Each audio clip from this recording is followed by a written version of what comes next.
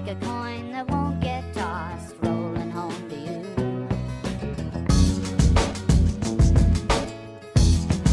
All right, ladies and gentlemen, this is Jack Nichols from Guysnation.com, and we are here at the infamous workshop of Brothers Crisp.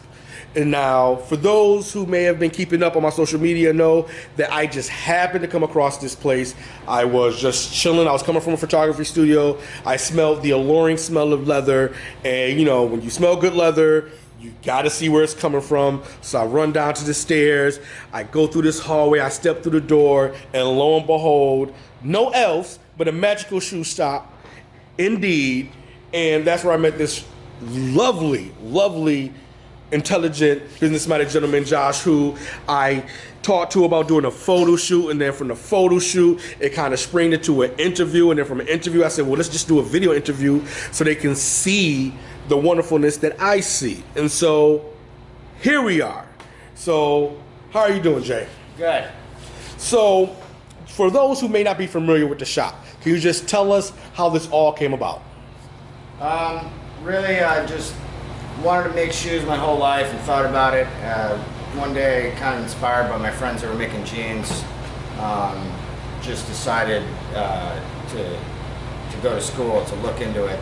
And I just started getting obsessed with sewing, doing stuff with leather, to the point where I just had to go to school. Signed up for some classes in Oregon with a bootmaker named Bill Shaner. And yeah, just, you know, got home from school and started the company, and just one thing after another. So now that had to be hard, just to get into a business that's pretty dominated by big corporations, big labels. How hard was it to actually get up and running and on your feet? I mean, we're still getting on our feet in a way. So we're always looking to grow and improve and become, you know, not necessarily a massive corporation, but as big a company as we think that we can be.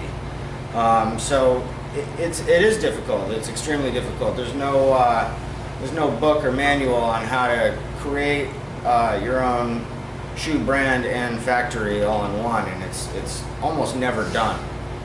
It hasn't been done in a long time. The only factories that are still open that are kind of family businesses have been open for forever. So we're trying to do it in a different way, using completely different ways of communication that weren't available back then. So constant challenge, not only the product, but just learning how to make the shoes, learning how to make them better, faster, and how to sell them at the same time. So it's always a challenge. Now, a lot of stuff in here is very old school. I know the last time I came in here, you know, you guys were doing hand sewing, which just looks like the most tedious thing on earth. What made you say, this is how we're going to do it, instead of, you know, saving up the money and getting the big machines, or maybe outsourcing, having it done? Well, there's two things to that. I didn't come into this with enough money to buy a big factory. It wasn't an option for me. You know, pretty much came into this with no credit and a little bit of savings I had just to buy the basic stuff that I did. So, you know, the big money game wasn't an option. So really the way I look at it even from a business sense is, if you can't do it, if you can't swim with the sharks, you know, you got to make your own pool. And we're doing that by doing it the hard way, and doing it, and making shoes as authentically as we can.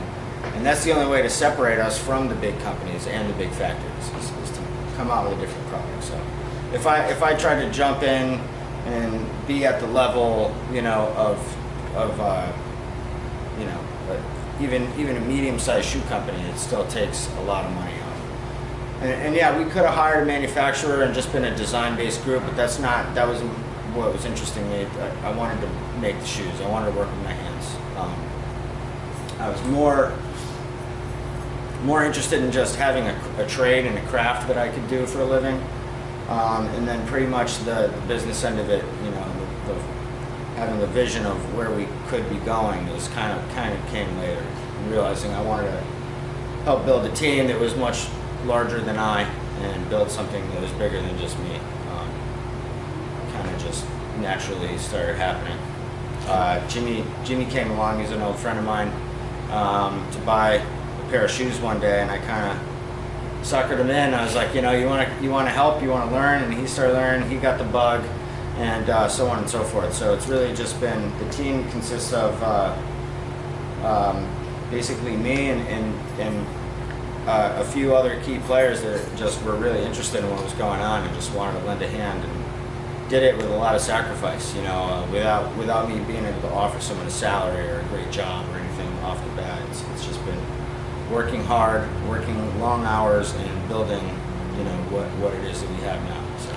Now, for those who may not be familiar with handmade shoes compared to, you know, generations growing up on manufactured, what's the big difference between the two? Like, why would someone say, okay, I want to get something handmade as opposed to something made in a factory?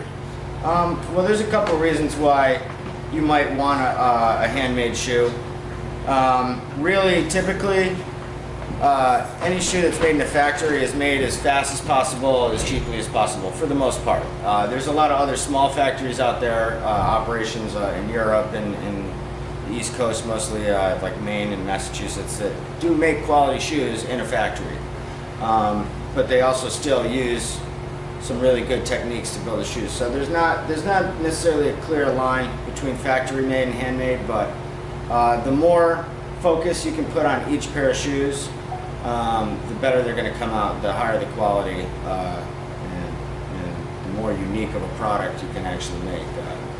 When other shoes have to design a new shoe, they have to invest thousands of dollars into getting geared up to make that one shoe. For us, we're doing it the old way either way, so we can make a new, different shoe on the fly. We can make a different color for shoe for somebody, you know, easily, different things like that. So there's a lot of options. There's a lot of flexibility with being small that you don't have as a big company. So that definitely helps. Now, I would be remiss if I didn't ask you guys, how did you come up with the name Brothers Crisp? The Brothers Crisp is homage to the patron saints of shoemaking. So, as legend has it, there was Crispin and Crispinian. They were brothers in 300 AD France or something like that, and they were basically making shoes by night to support their mission. Were martyred and all that stuff. So, while we're not a religious company and we're not going to kill ourselves to make shoes, we like the story, the passion of these two brothers making shoes. So the name's in homage to them, and it's just kind of a chopped, Americanized, you know, version of their names, really. Now, of course, the important part, if people are interested in purchasing some of your shoes or inquiring if they can help out in any way, you know, helping you get into shows or things of that nature, how would they get in contact with you? How would they purchase a shoe? Yeah, we can be contacted via email at mail@thebrotherscrisp.com for any wholesale inquiries, custom orders, and random questions. We can be emailed. Our shoes can be purchased online at our website. If you see something you like on one of our social media feeds, and don't see it for sale on the website, you can always contact us, and chances are we are willing to do it. It's just going to be a custom order, which we have no problem with. So yeah, our IG handle is The Brothers Crisp. I think the Twitter is Brothers Crisp. Facebook is The Brothers Crisp. So if you Google that, you can't miss it. We're everywhere. Now, just so people don't think he's just making them and selling them, if you look down, let's look down. Right there, those are actually a pair. Those are actually the pair that, no, well, not the exact pair, but one of the pairs that I first saw when I came here. And as you can see, design-wise, you see all the different patterns. You see how thick the sole is. They're getting a little worn in, but yeah, they take a beating. So, can you tell us what made you want to do that design in particular? Well, yeah, this design is kind of what is the start of the identity of the brand that I really want to see move forward, which is we're using old world techniques, old machines, and true handcrafted old styles to ways to put shoes together. But I fell in love with shoes collecting sneakers. You know, grew up in the 80s and 90s, all you want is Nikes, Jordans. I had a closet full of dunks. So this is really a parody of a dunk, essentially, except it's well made and it's a hand sewn true moccasin shoe. So we just started kind of taking some of the shoes we like and seeing if we can make them the way we make a shoe.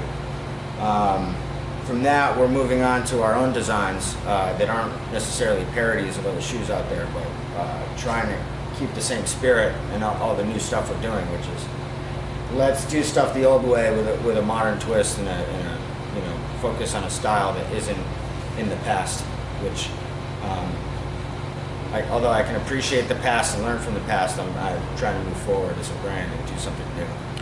Understandable. Now, with using a lot of the old world techniques, what's the time frame with making a shoe or coming up with a design or a pair?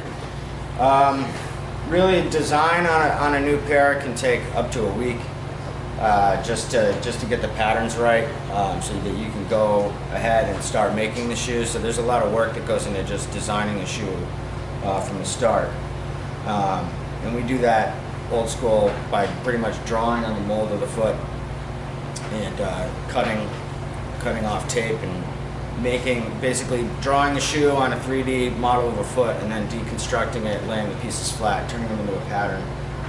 So that takes a long time. And then building a shoe, anywhere from like 3.5 hours for like our most simple slipper that we put out to, there's some shoes out there that we've probably put 18 hours of work into. So it really depends on the style and how intricate it is. And we're always, struggling to find a way to make a shoe look exciting without taking 18 hours to make it, because it's hard to. We sell some shoes for $1,200, but most people want to spend $300, $400 for pairs, and they're willing to do that, but not as many people are willing to jump at the $1,200 pair. So it's an everyday struggle trying to realize that not everything you want to see built is necessarily good for the market. So it depends. But now, how do you find a balance between having an affordable shoe and getting what is owed for all the work that you put into your shoe? Yeah, it's tough to find a balance, especially as a very small company at first. We basically took way longer to make shoes than anyone that's been doing it for a long time that has a factory that's established. We had to take twice as long to do a lot of things and not expect to charge twice as much. So it's really just learning your craft, getting good at it, and making your whole team work as efficiently as possible. We don't really try to compromise too much on quality, especially when it comes to materials and the way we put it together.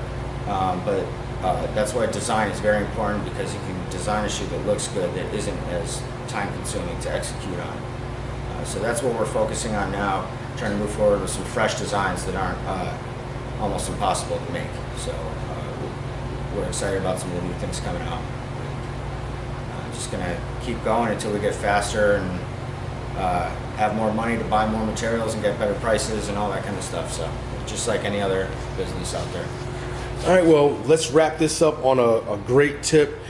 For anybody this is their first time hearing about you, seeing what you guys do, and finding out about you, give us your best sales pitch on why they should either come and invest or come and purchase.